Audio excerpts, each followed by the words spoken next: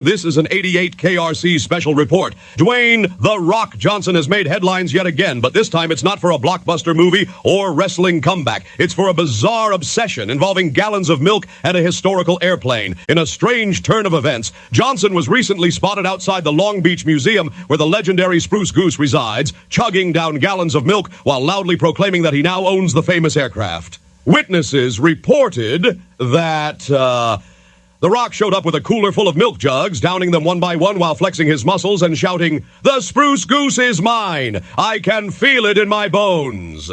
As bewildered onlookers watched, Johnson repeatedly demanded that museum officials hand over the Spruce Goose, the massive wooden aircraft famously built by Howard Hughes.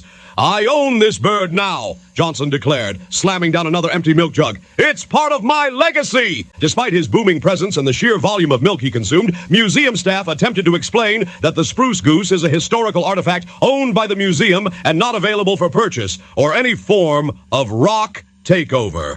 However, Johnson was undeterred, reportedly going on a tirade about how he was destined to fly the big wooden beast into the next century. Social media quickly caught wind of the spectacle, with videos of The Rock chugging milk and yelling about the Spruce Goose going viral. Some fans joked that Johnson was gearing up for a new movie where he plays a pilot trying to reclaim the skies, while others speculated that this was simply Johnson embracing his larger-than-life persona in a way only he could.